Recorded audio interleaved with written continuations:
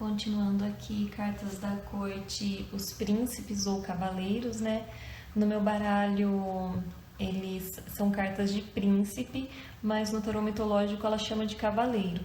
Sempre que você quiser saber se o cavaleiro se ele está fazendo o papel de rei ou de príncipe, olha no seu baralho se existe a carta de rei. Se existir a carta de rei, a sua carta, se ela chamar cavaleiro, ela vai estar correspondente ao príncipe, tá bom? As cartas dos príncipes ou dos cavaleiros, né, que são as cartas do elemento ar, e elas trazem figuras de heróis. A energia dela é do herói, aquele herói de conto de fada que vai querer salvar a princesa, que faz e acontece, porque são homens jovens.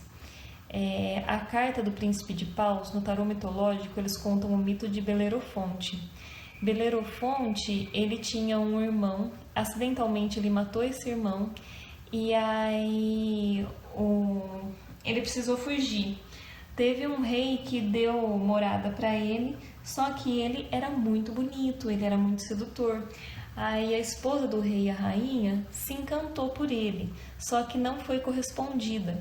Então, só de raiva para querer se vingar, que tinha muito disso, né? Tem muito disso na mitologia, as pessoas querendo se vingar. Ela inventou para o rei que o Belerofonte deu em cima dela. Aí o rei, muito bravo, deu uma missão para ele, uma missão impossível, que ele tinha certeza que o Belerofonte ia acabar morrendo, que era matar a Quimera. Só que algumas deusas resolveram ajudar Belerofonte. Então Belerofonte acabou conseguindo matar a Quimera e ele domou o Pégasus, né, o cavalo alado. E em cima de Pégasus ele pegou uma bola de chumbo, tacou na boca da Quimera, que era uma espécie de dragão, e a hora que a Quimera foi soltar fogo, o chumbo derreteu, ela engoliu o chumbo derretido e morreu. E aí, ao invés de Belerofonte reconhecer que ele teve a ajuda das deusas, não, ele ficou se sentindo um próprio deus, aquela arrogância juvenil, nossa, eu sou a pessoa, eu sou o melhor de todos. E aí ele tentou ir para o Monte Olimpo, já se sentindo um deus. Zeus ficou puto, mandou uma mosca picar o bumbum lá do Pégasus, do cavalo alado. A mosca picou, Pégasus relinchou, né? Levantou as patas dianteiras, Belerofonte caiu e morreu. E essa carta, então, a energia dessa carta, quando aparece o príncipe de paus, ou o cavaleiro de paus, né, no sentido de príncipe, ela está querendo demonstrar uma pessoa. Geralmente as cartas da corte estão relacionadas a pessoas mesmo, viu, gente? Se aparece carta da corte e você conseguir relacionar uma pessoa, provavelmente é a pessoa mesmo. Ou então você tenta ver a energia dela. Mas a carta do príncipe de paus aí, ela tem relação com a sedução, porque Belerofonte era muito bonito, muito sedutor. Tem relação com a arrogância, tomar cuidado com a arrogância, a falta de firmeza, porque Belerofonte, ele não era nem seguidor nem líder, ele estava afim era de muitas aventuras. Então, ele não estava afim de querer amadurecer para ser um líder, para ser ouvido, e também não estava afim de seguir ninguém. Então, essa energia do príncipe de paus, ela manifesta todas essas facetas do fogo. Aí, no príncipe de copas, a gente tem o mito de Perseu. Perseu, ele vai fazer que praticamente o príncipe dos contos de fadas, né? Aquele que realmente gosta do mundo feminino, quer defender o mundo feminino e tudo mais. A mãe dele foi expulsa. Na verdade, assim, quando Perseu nasceu, o oráculo falou que Perseu mataria o avô. O avô dele era um rei. Então, o avô, com medo de ser morto pelo neto, ele trancou o neto, né, o bebê Perseu, logo que nasceu, junto com a mãe, em uma caixa de madeira e jogou no oceano. Mas os deuses do oceano ficaram com pena, levaram essa caixa de madeira para uma praia.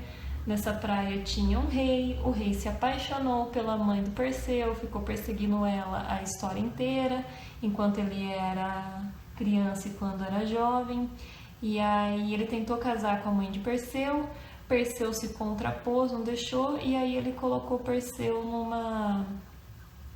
numa luta também, mandou Perseu, agora eu não lembro qual monstro que Perseu tinha que derrotar. Perseu conseguiu derrotar esse monstro e na volta ele viu Andrômeda, que Andrômeda também é um outro mito, né? Que ela é colocada pelo próprio pai como sacrifício para um monstro marinho. Perseu vê o monstro marinho, vai lá, salva Andrômeda, casa com Andrômeda, volta para casa. Aí o rei que tinha mandado ele para essa missão quase suicida, ele treta com o rei, mata esse rei.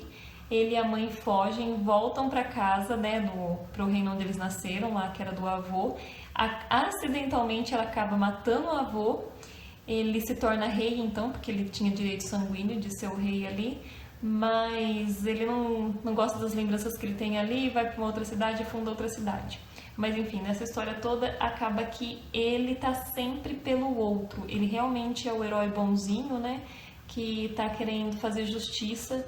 E tá querendo... E até quando ele mata o avô, ele mata sem querer, né? Mesmo ele tendo sido injustiçado pelo avô e o avô tendo deliberadamente intentado contra a vida dele e da mãe.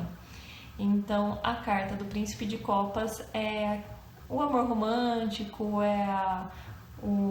aquela pessoa que realmente tem altos ideais e que quer se dedicar às causas justas. Então, Príncipe de Copas tem a ver com o mito de Perseu, que é praticamente o príncipe do conto de fadas, que é ali libado e está sempre se dedicando pelo outro. E não é um amor egoísta, é realmente um amor genuíno. Aí a gente tem depois o Príncipe de Espadas, e aí entra o mito de Castor e Pólux. É uma carta que tem a ver novamente com a dualidade da espada, porque são gêmeos. Castor era filho da mesma mãe que Pólux, né? Peraí, deixa eu contar o mito direito. Na verdade, Zeus se apaixonou pela mãe de Castor e Pólux, tentou agarrar ela várias vezes, não conseguiu, se transformou num cisne, acabou consumindo o ato. Aí depois a mãe deles engravidou do rei, que era o marido, o esposo de verdade. Aí, como mitologia muito louca, ela botou 2 ovos. De um ovo saiu Castor e uma menina, que esses eram mortais e filho do rei. E do outro ovo saiu Pólux e uma menina, e esses eram imortais, filhos de Zeus. Os dois adoravam uma briga, vivia tretando com todo mundo. Até que eles brigavam muito com outros 2 gêmeos. E um desses gêmeos matou Castor, porque Pólux era imortal. Aí Pólux, imortal, ficou muito bravo, foi lá e matou o assassino de Castor.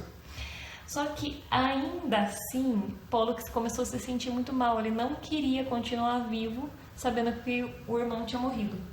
Então Zeus ficou com dó e acabou deixando Castor passar metade do dia no mundo inferior, né, que pros gregos e pros romanos não é inferno, o mundo inferior é onde ficam as almas. Então, de uma forma ou de outra, Castor e Pólux passavam parte do dia juntos no mundo dos mortos, já que Pólux era um semideus, então ele conseguia ter acesso ao mundo dos mortos mesmo estando vivo. E aí essa carta, então, ela tem a ver com essa dualidade do mortal e do imortal, né? As brigas que os dois viviam querendo brigar, e a razão em detrimento da emoção, porque o que eles queriam na verdade era ficar brigando.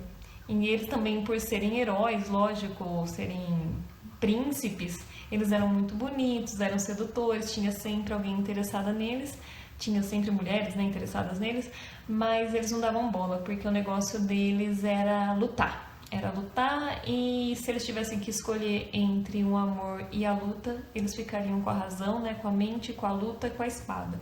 Então, se aparecer o príncipe de espadas, esquece que ele vai dar bola para alguma emoção. Ele vai querer continuar na briga. Aí a gente tem o príncipe de ouros, é um mito de Aristeu. E aí, assim, ele não é um herói, não é um semideus, ele praticamente não... Se a gente fosse ver em questões de mitologia, a gente diria que ele tem pouca relevância. Mas aí, na verdade, ele é a pessoa que cumpre aquilo que tem que ser cumprido. Ele é uma pessoa de boa índole, que não faz grandes feitos, mas o que é dado a ele, ele faz. algumas deusas pedem para ele tomar conta de umas abelhas, então ele faz tudo certinho. É a pessoa que, se a gente for ver pé no chão mesmo, mundo real, porque o mundo idealizado não existe, né?